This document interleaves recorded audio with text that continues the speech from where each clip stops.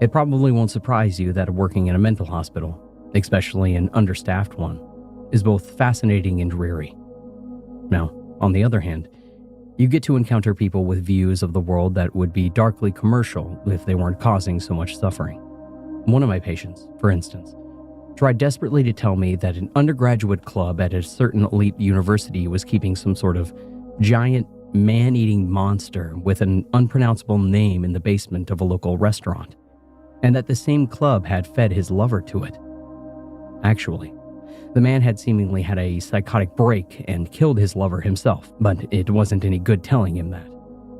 Another, meanwhile, was sure that a children's cartoon character had fallen in love with him, and he had murdered some random internet artist for depicting her in a manner he found demeaning.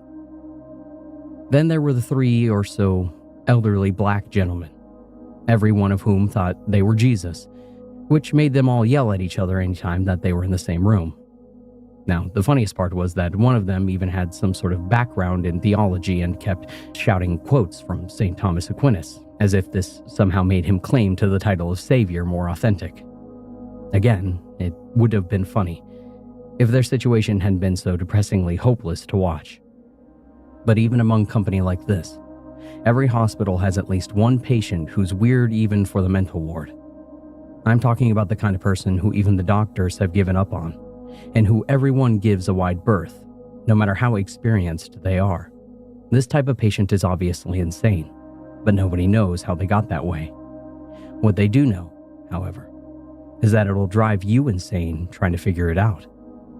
Ours was particularly bizarre.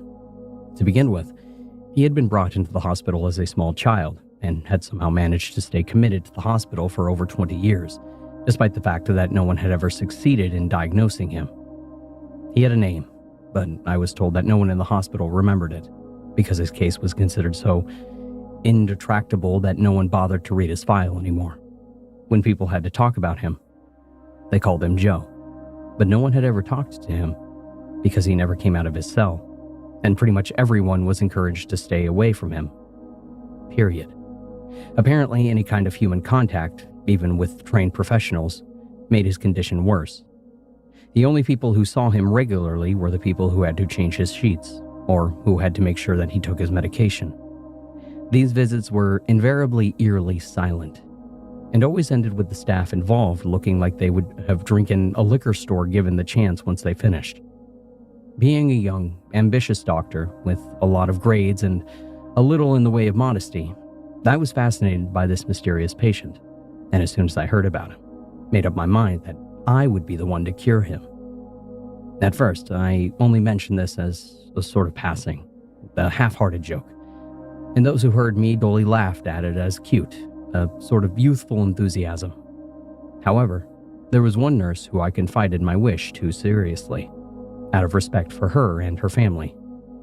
I'll just call her Nessie, and it was with her that this story really begins. I should say a few things about Nessie, and why I told her in particular about this. Nessie had been at the hospital since she had first immigrated from Ireland as a newly minted nurse in the 70s. Technically, she was a night nurse, but judging from the hours that she worked, you'd think that she lived at the place and seemed to always be on hand.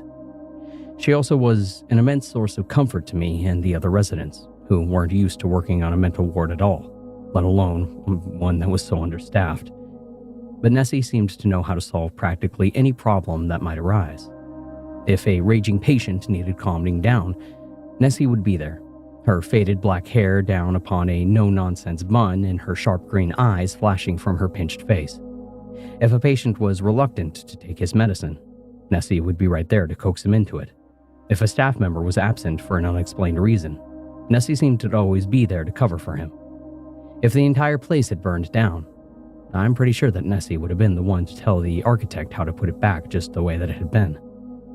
In other words, if you wanted to know how things worked, or wanted advice of any kind, you talked to Nessie. This alone would have been reason enough to make my approach with her my rather naive ambition. But there was one other reason on top of it all that I had said, which is why Nessie was the nurse of the night staff who had been given the task of administering medication to Joe himself, and was thus one of the few people who spoke to him in any sort of regular basis. I remember the conversation distinctly, Nessie was sitting in the beaten-up hospital cafeteria, a warm styrofoam cup of coffee held in her surprisingly firm hands. I could tell that she was in a good mood because her hair was down, and Nessie seemed to adhere to the rule that more tightly wound that she was, the more tightly her hair should be done up. For her to leave it undone meant that she was probably as relaxed as I had ever seen her in months. I filled a cup of coffee for myself and I sat down opposing her. Noticing me, her face opened into a rare, unguarded smile, and she inclined her head in greeting. "Hello, Parker. And how's the resident child prodigy?" she asked, her voice still carrying a slight Irish lilt that somehow made it that much more comforting. And I smiled back. "Apparently, suicidal." "Oh dear," she said with mock concern. "Should I get you a spot of the antidepressants then?" "Oh, no, nothing like that. No, when I say suicidal, I mean that I'm thinking of doing something that everyone else will probably think is rather foolish." "And since it's foolish, you have come to speak to the oldest fool in the ward." "I see how it is." "I didn't mean that." "Obviously, lad. Don't shite your britches," she said with a calming gesture. "So what is this daredevil stunt you're thinking of?" And I leaned in conspiratorially, allowing myself a dramatic pause before answering her. I want to try therapy with Joe." Nessie, who had been leaning in to hear what I was saying, sat back so suddenly and frantically that you'd think that she would have been stung. There was a splash of her coffee cup that went flying to the floor, and she crossed herself as if by reflex. "Jesus, Mary and Joseph," she breathed, her full Irish accent flaring up. "Don't go making jokes about that, you bloody idiot. Didn't your mum ever tell you not to frighten poor old ladies?" "I'm not joking, Nessie. I really..." But she cut me off. "Yes, you bloody well are joking. And that's all you should ever be. Because otherwise, old boy will have your boxer ears. And they'll be loaning the rest of the hospital to stop you and be waiting for their turn." Her green eyes were livid with anger now. But I could sense looking at her that it wasn't at me. She looked like a bear who had just pulled her cub out of danger. Gently, and I put a hand on her arm. "I'm sorry, Nessie. I didn't mean to scare you." The look of fury in her eyes softened, but it didn't make her expression any better. Now she only looked haggard, and she placed a hand on mine. "It's not your fault, lad. But you don't have any bloody idea what you're talking about. And it's best you never ever find out." "Why? What's wrong with him?" And then, knowing that she might not answer, I added, "Nessie, you know I'm too smart for my own good. I don't like puzzles that I can't solve." "That's not your fault," she said coldly, her eyes hardening again.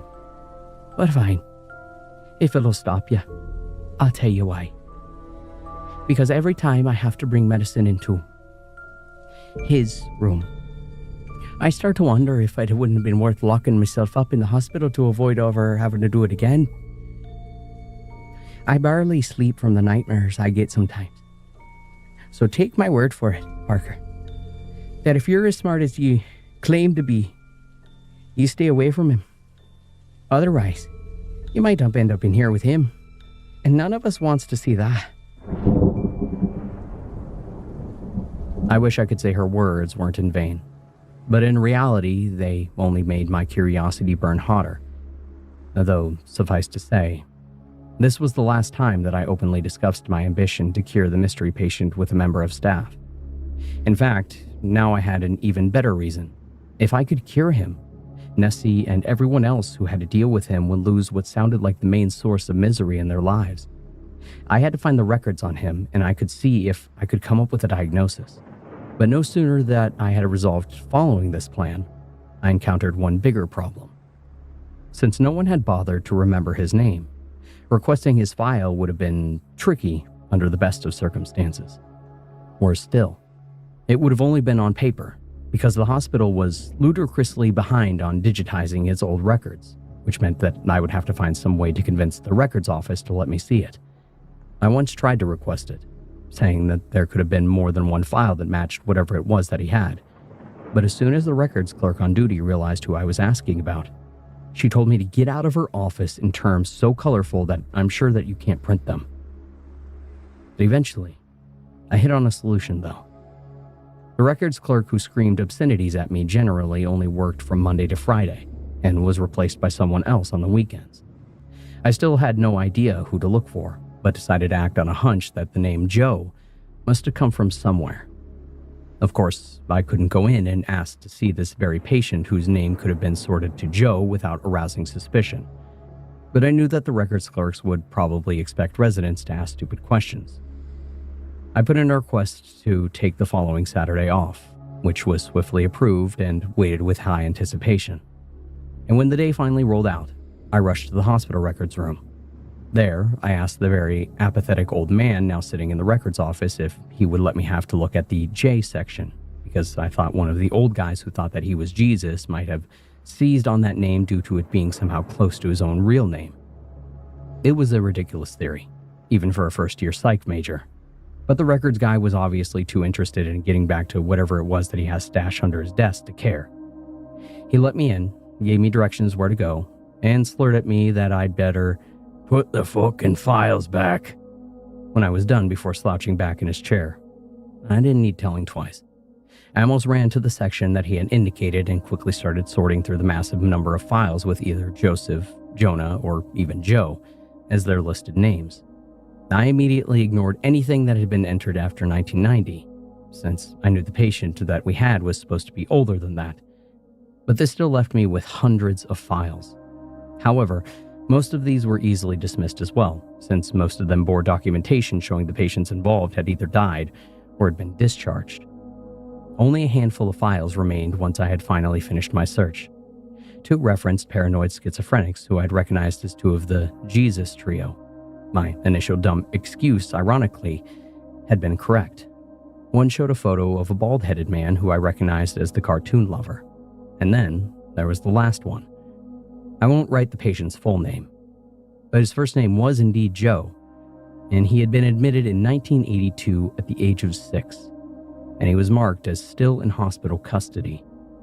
The file was so covered in dust that I doubted that anyone had opened it in a decade, and it was so thick that it looked like it might burst, but the clinical notes were still there, in surprisingly good condition, along with a crude black and white photo of a fair-haired boy giving the camera a wide-angled stare. It made me feel like I was staring down a predator, averting my eyes, and I turned to the notes and I started scanning them. Reading these, I saw that the many doctors who had told me that there was no diagnosis for what Joe suffered from had actually misstated the truth. It wasn't that there was no diagnosis, it was that there had been a couple, but that Joe's symptoms seemed unpredictably to mutate. Most surprisingly of all, however, was that Joe had actually been discharged at one point very early on in his chronic brush with the mental health system, after only staying 24 hours in the hospital. Here are the full contents of the physician's notes at that time. June 5th, 1982. Joseph is a 6-year-old boy suffering from acute night terrors, including vivid hallucinations of some sort of creature that lives in the walls of his room, and which only emerge at night to frighten him. Joseph's parents brought him in after one particularly violent episode, in which Joseph's arms sustained significant bruising. He claims that it was the creature's claws, but the more obvious solution would be to assume that the wounds were self-inflicted. A full course of sedatives, along with some basic therapy, was prescribed. June 6th, 1982. In his therapy sessions, Joseph was quite cooperative, though it took some time to get him to be receptive to attending physicians explaining that the monster he thought that he saw was really only his imagination. Even if the therapy didn't take, though, the sedatives seemed to work. So we'll be releasing him after monitoring him for an additional 24 hours. And I almost laughed. It seemed ridiculous that such a brief set of entries would become the prelude to decades of horror. But nevertheless, I pressed on. The notes indicated that Joe was apparently discharged after the additional 24 hours as promised. There was also a reference to an audio tape of Joe's one therapy session, the number of which I was careful to write down in the notebook that I brought with me. However, The optimism of the doctors during Joe's first visit had obviously been misplaced, because the next day, Joe was back again, this time with a much more serious set of disorders. And this time, he was never discharged. The notes from his second admittance follow. June 7th, 1982. Joe is a 6-year-old boy previously admitted for night terrors. A course of sedatives and some rudimentary coping techniques were prescribed. Unfortunately, instead of working, these measures seem to have worsened Joe's psychosis, which has also changed markedly since his first admittance. Rather than fearing a monster that lives in the walls, Joe appears to have regressed to a pre-verbal state while becoming unpredictable and violent. In his first few hours of being admitted, Joe has already assaulted numerous members of staff, and he has to be restrained. It is notable that despite his being too young to know what he is doing, all of his attacks have been on parts of his target's anatomy that are typically fairly vulnerable and/or sensitive to pain. The one exception was an elderly nurse who he had kicked in the shin, but even this fairly routine bit of violence had an unintended consequence, as that particular nurse had just had an extensive surgery done on her shin and had to be sent home in a wheelchair as a result. We have attempted therapy, but after one session, Joe made no progress. Instead, he only made bizarre clicking and scratching noises, and seemed incapable of bipedal movement through the entire session. Eventually, he became violent again, and had to be restrained. Furthermore, his condition degenerated when he was moved back into his room, as one orderly, Ashley M., broke hospital protocol and told him angrily that he was a bad little boy for kicking and punching so much. This seemed to make Joe able to speak again, but far more from leading to more lucidity. He instead began screaming abuses at Mrs. M., mocking and belittling her with a variety of insults, almost all of which showed a level of psychological insight far beyond that of a regular 6-year-old. They were so nasty that Mrs. M. herself requested leave and subsequently entered therapy herself, claiming that the words Joe had used had triggered traumatic memories for her. Joe's violence, combined with his variety of psychological targeted abuse, suggest either some variety of child abuse or else that he is a sociopath with paranoid delusions. Further study is needed. Now, fascinated, I flipped to the entry from the next day. June 8th, 1982. Joe continues to make no progress. However, we now believe that we are dealing with at least some variety of sociopath, and a very precocious one at that. Today, when he was brought into therapy, Joe began verbally assailing his therapist, Dr. A., much the same way that he attacked Mrs. M. However, the content of his insults were completely different and, for once, targeted with a high degree of precision at Dr. A.'s personality issues. Fortunately, Dr. A. was able to discharge from the attacks and try to use them as a means of inquiring about the state of Joe's mind. He was able to learn nothing from this and eventually released Joe from therapy in disgust. Dr. A. later stated the whole episode made him more tempted to break his 20-year-old AA pledge than any patient had in 20 years. No entries on Joe's therapy followed this one. Apparently, one session had been enough to make the writer and attending physician give up in disgust. And I shook my head. Even an understaffed hospital should put in more effort than this. Indeed, the only item from even that same year was a curt note from the chief of medicine to keep Joe isolated from the rest of the population. And for 4 years after that, there was nothing. In 1986, the file started up again. It seemed funding cuts forced the staff to make patients share rooms. As such, there was a note from the new chief of medicine, Dr. A., instructing staff to find roommates who seemed unlikely to trigger whatever Joe's condition was. The staff evidently failed at this. The next memo that bore any content was also from Dr. A, and was also addressed to Dr. G, who I knew as the present chief of medicine. It read something like this. Memo dated December 14th, 1986, from Dr. A to Dr. G. I don't know whose idea it was to move Philip A into Joe M's room, but whoever it is, I want them fired. Putting a grown man with such serious anger issues in a room with a boy who's got such a powerful need to push people's buttons was obviously not going to have positive results.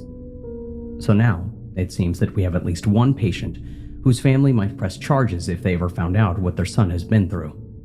I take it that you have heard of these stories already about Philip needing to be sedated before he could make good on his promise to kill the little fucking monster. I don't know what this will do to Joe's condition, but I can't imagine that it will be good.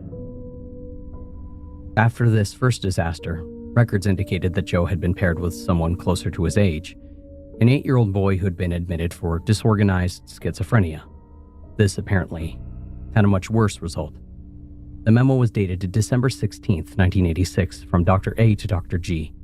Our insurer will not be happy if we get more incidents like the one with Will A. The one bit of good news on it, I suppose, is that the autopsy shows no signs of foul play. I suppose Joe's violent tendencies must have been toned down a bit, but even if the autopsy will probably absolve us of any blame, I worry that a good attorney will pick it apart in court. When was the last time an 8-year-old boy had died of heart failure? Check with the nurse and pray that we don't give Will too strong a dosing of something. Joe's next roommate was a girl of 12 who had been admitted with post-traumatic stress disorder from sexual abuse by her father. There was a note next to her new rooming arrangement instructing orderlies and nurses to periodically look in on the two, because the girl apparently had a tendency to become violent at the slightest provocation. As it happened, she was the one who benefited from this protection. Memo date December 18th, 1986, from Dr. A to Dr. G. Fire every orderly on duty last night, except the one who caught them at it. I want him put in charge of the ward. You will personally take charge of Nadia I's treatment. Only an expert hand will be able to do anything after whatever that brat tried to do to her. And by the way, find out how he learned about that stuff. If the orderlies are all talking about that sort of thing around juvenile patients, they need to be fired or reprimanded. 10-year-olds might develop urges like that early, particularly boys, but it is not usually urges towards anything that specific. In the meantime, make sure we put restraints in Joe M's room so he can't do anything like that again. The last roommate Joe had, who was drawn from the general population of mental patients, was a teenage meth addict who had developed severe paranoid personality disorder, probably picked because he would have been easily able to overpower Joe if the boy tried to assault him. What's more, as a further precaution against that sort of assault, the two were placed in a room where they could permanently be restrained to stop them from hurting each other. However, this didn't go any better. Memo dated December 20th, 1986, from Dr. A to Dr. G. Firstly, have someone look into getting us stronger straps for our beds. After what happened last night with Claude Y, and everything else that happened this past week, we're going to need to assure the public that nothing of this kind will happen again. Also, get the orderlies to go over the room one more time, because I am honestly incredulous at the explanation that they're giving us. I don't care how paranoid Claude was. There's nothing in that room that could scare him enough to make him chew through several different leather straps and throw himself out the window. The straps would be hard enough, even with an average adrenaline rush, but to force open a barred window, there has to be something wrong with the bars or the bed or the window. One way or another though, I mean to find out what that child is doing to make accidents like this happen. Assign any orderly you want to stay the night with him tomorrow night. Make sure the orderly has anything he needs to defend himself. Tasers, batons, whatever. Treat this as a case as if it were a criminally insane patient, even though we can't prove much of anything happened beyond Nadia's incident. Oh, and get the orderly to take a tape recorder in. If that little bastard so much as breathes, I want it available for analysis. There was another recording indicating where to find the audio tape that apparently resulted from this order. I jotted it down as well. There was one final communication from Dr. A on the subject of Joe, and in it, I finally found at least a partial answer for why the staff was so despaired of diagnosing this particular patient. But unlike the previous documents, this wasn't a memo. It was a handwritten note, apparently preserved by Dr. G. Dear Rose, I just spoke to Frank. I think that it's fair to say that he's not going to be ready for work for at least a month, given the state that he's in. And you know what? I'm actually going to let him have it this time as paid sick leave, because it's my fault that he's like that. Can't punish someone for following your orders. Mind you, if he's not better by the time it's over. we'll have to keep him here. I've also come to a conclusion. Whatever Joe has, I'm sure that we can't cure it. I don't even think that we can diagnose it. It obviously is not in the DSM. And given the effect that he has on others, I'm starting to doubt if anyone could diagnose him. You know what? I'm getting out of myself. Let's talk about what Frank told me. He says that the entire night, Joe just kept whispering to him. That's it. Just whispering. But it wasn't a child's normal voice. Somehow the boy had managed to make his voice go all guttural and hoarse, and he kept trying to remind Frank of things that they had done together, like he knew him from somewhere. But the thing is, Rose, the things Joe was trying to remind Frank of, they were all nightmares that he had as a child. He said it was like the monster in those nightmares that had been whispering to him all night, saying how much he missed chasing him, and catching him, and eating him. It sounded outlandish. How would a boy that young know what a 40-year-old orderly used to dream about? And so I listened to the tape. And the thing is, I can't come to any other conclusion but that he imagined it. I didn't hear a sound, and the microphone was turned all the way up. What's more, Joe was restrained all the way on the other side of the room, so if he was making a sound loud enough for Frank to hear it, the mic would have picked it up. I don't think that he could have disguised it until it was right up next to Frank's ear and whispering, which is obviously impossible. Even weirder is that after a bit, I started to be able to hear Frank breathing very loudly, and his breathing patterns weren't normal. It sounded like he was hyperventilating, like he was having a panic attack, in fact. But I listened to it over and over again, and the thing is, there were no other sounds. At all. So I have no idea what Frank's talking about. I know for sure, after this session and after the one that I've had with him, that we cannot cure Joe. It'll take a better doctor than me to figure him out, and good luck finding one who would be willing to come work in this shithole. Maybe he'll die here, but there's nothing that we can do. Rose, you're going to be chief of medicine one day. We both discussed it at length. I know you'll be tempted to try to treat him yourself. Please don't. I don't want you becoming a nervous wreck too. Just keep him here at his parents' expense and feed them whatever story you have to. They're rich enough to afford a lifetime of care. Even if they somehow go poor, find room in the budget. I couldn't have it on my conscience if I knew that I'd have him in my care and that he'd somehow get out to cause trouble in the real world with whatever it is that he is because we failed. Promise me, Rose. Thomas. After this letter, there was only an official document stating that all therapy with Joe would be stopped. He would have his own room, but at the price of being kept restrained in it 24 hours a day, 7 days a week. Only a select few orderlies would be allowed in it routinely, changing the sheets, and only the most experienced nurse would be given the task of administering medication to Joe. All staff were to be encouraged to stay away from him. He would not be referred to except by the extremely nondescript shortening of his name, so that anyone who wanted to find out more information wouldn't know where to start. It was, in short, everything that I had observed since arriving at my new workplace. Even so, if I had been intrigued before, I was hooked now. Here lay the possibility of discovering a previously undocumented disorder, not merely a pre-mutation of something already in the DSM, but something new entirely. And I had patient zero under this hospital's roof.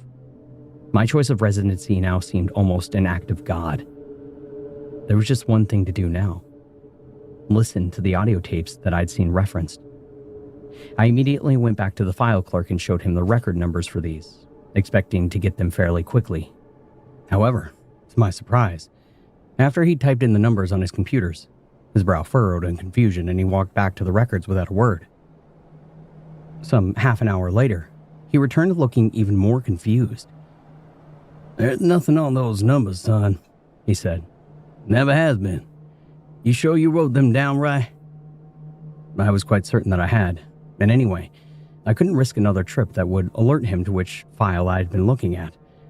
Besides, if they had been there, it would make sense that they might have been destroyed or removed given their connection to the hospital's biggest problem patient. I faked a tired grin and shook my head at the record keeper. Someone's playing a joke on me. Sorry for wasting your time, sir.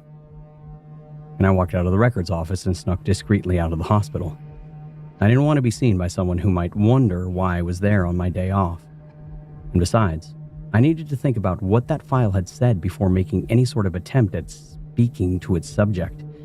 That Joe had started with some sort of empathy-based disorder was obvious. What was confusing was how extreme it was. His emotional empathy, that is, the ability to feel what other people were feeling, was obviously non-existent. If he had been making people kill themselves and trying to rape a girl before he even knew what rape was. But his cognitive empathy, i.e. the ability to recognize what others were feeling, must have been unbelievable, almost superhuman. Not only could he spot another person's insecurities, but he could predict with perfect accuracy how to exploit them in order to cause maximum distress. It was the kind of skill that I'd have expected to see in a trained CIA interrogator, not something spontaneously developed by a young child. More puzzling still had been his apparent shift in tactics right after his disastrous encounter with his first roommate. Prior to that, the numerous therapy records had all indicated that his preferred approach was due to his feelings of anger or self-hatred in his victims. Yet, immediately afterward, as if his modus operandi had changed on a dime, he had switched to inducing fear so extreme that it would trigger a fight-or-flight response. Why this sudden shift in approach? What had happened to change his symptoms? And that was assuming that it had been him who had made those feelings of fear trigger. The fact that the orderly's encounter with him revealed only radio silence made the puzzle deepen. I looked back and I looked at the record of the first roommate. The implication was that clearly that Joe had been assaulted. Could that assault have made him have a psychotic break or go catatonic? Then, how to explain the obvious sexual assault of the following night? These were all questions I knew had plagued Joe's physicians for years, so the prospect of solving them in a single night without so much as talking to him was likely impossible. Still, my mind ran over again and again long after I'd tried to curl up in bed and fall asleep. And eventually, I drifted off. This didn't help, probably because of the reference to the orderly's negative experience. One of my childhood nightmares resurfaced that night.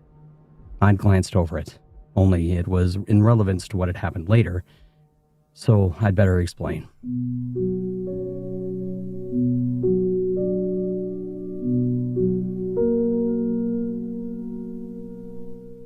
When I was 6, my dog Marty drowned in a nearby river. We'd been out playing fetch nearby, and in one particularly exuberant moment, I threw the stick so far out of sight that I couldn't see where it had gone. As it happens, it had landed in the river. There had been a rainstorm that night before, so the river was particularly turbulent.